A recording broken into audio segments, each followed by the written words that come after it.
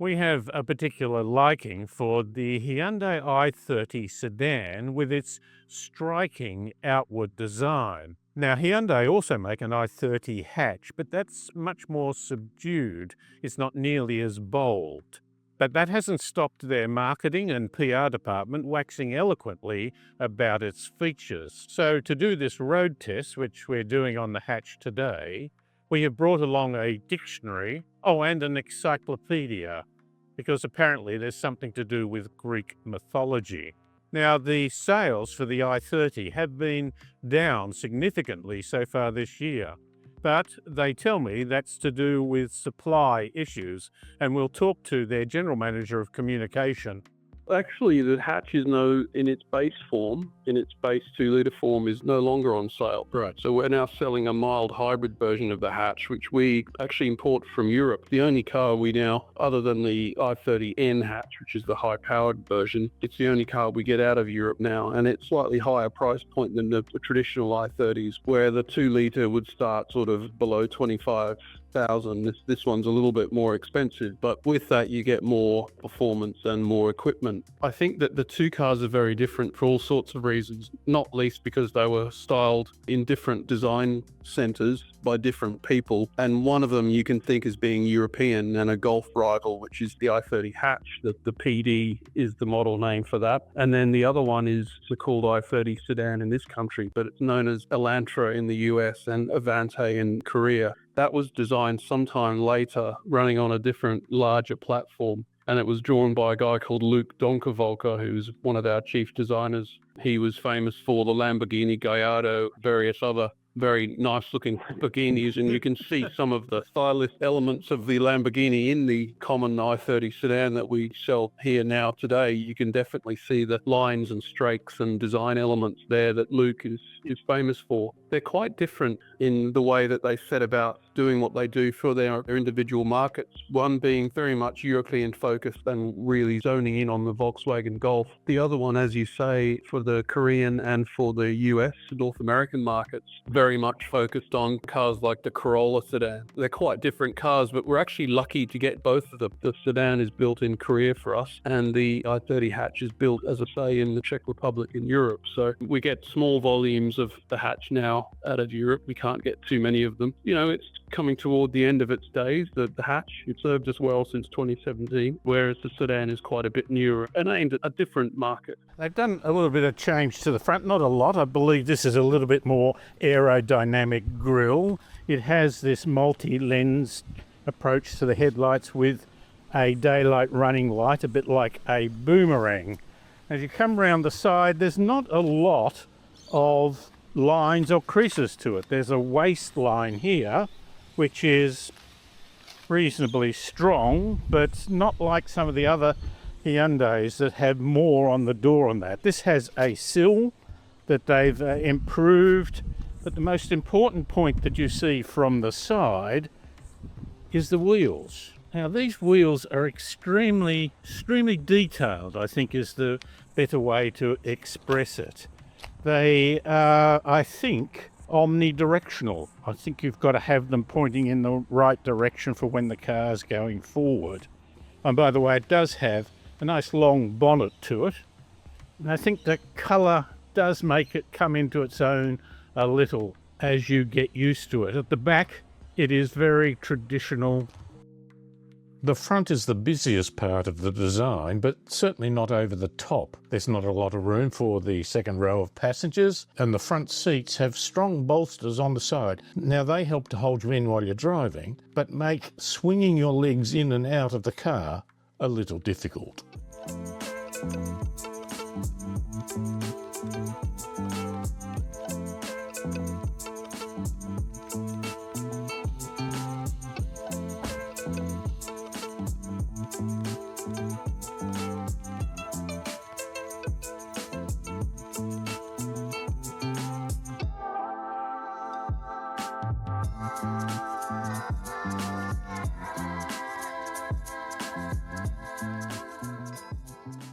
When you get into the car, it's pretty standard layout. The dials don't look too big. It's a rather confined area there, but plenty of space in between the speedo and the rev counter in order to get more information, such as trip distances and figures.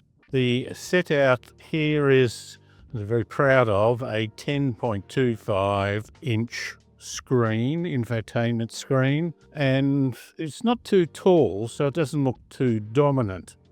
The layout is good. It has a USB-C and a standard USB port there. The 12-volt power point here, often used for cigarette lighters in the past, but now often used for dash cams, is in the center console. This console does slide up and down, although I wouldn't say easily.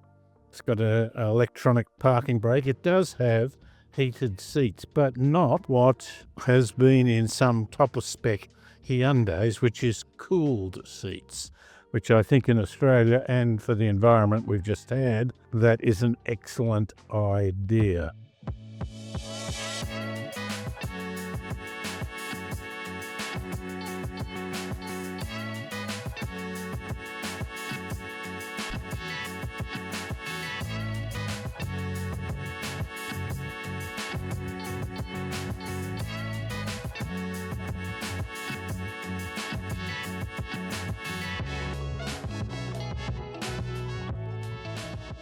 This has a 7-speed gearbox, but it's not the traditional automatic, it is a dual clutch.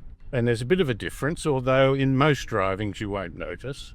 But what a normal automatic does is, once you put it into gear, drive or reverse, it will engage and then you just hold it on the brake.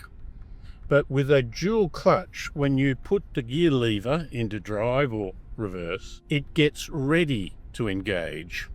It's like a manual where you put your foot on the clutch, you put it into gear, but you haven't let the clutch out yet. So while this is automated, it is waiting for you to release the brake and perhaps then give a little bit of accelerator. But what that means is, just sometimes, particularly at very light throttle and slow speeds, it gets a little bit of a feeling like it's just trying to make up its mind. It's not bad, but where you notice it the most is in doing a U-turn, because the car's saying, well, I'm going a little bit, but I'm not getting much throttle. Do you want me to go fast? And of course, going around a bend slows it down a bit, so do you want to disengage? It just feels a little bit unusual, but again, not a problem.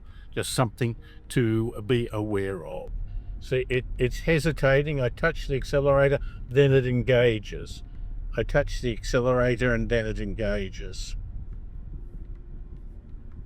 But it is a much more efficient gearbox, and Hyundai say it can save up to 20% of the fuel consumption. I hopped in the car to go for a longer drive and got on the motorway and tried to set the adaptive cruise control and the lane keep assist. And the little symbols, rather than saying, hey, it's working, were all red, including the collision avoidance. And I didn't know why. And it's a great safety measure that, when in doubt, stop and think, because while I was thinking about it, I wasn't driving well. And the car did the right thing, because when I stopped and looked, it told me what the problem was. And the problem was the camera was a bit obscured, covered. The interior noise is very much affected by the quality of the road. You may have heard the chewies then, and now back again. The smooth surface of urban freeways like this is relatively quiet, very quiet. But here we come to a more rougher surface.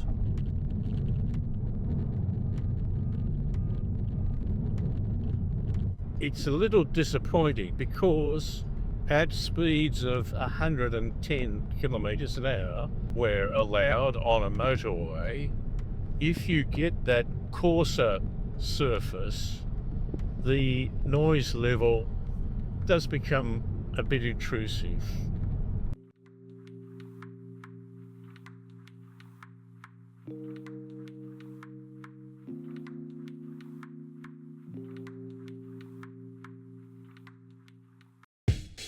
If you value independent journalism or simply enjoyed the video, please support the channel by hitting like and subscribe.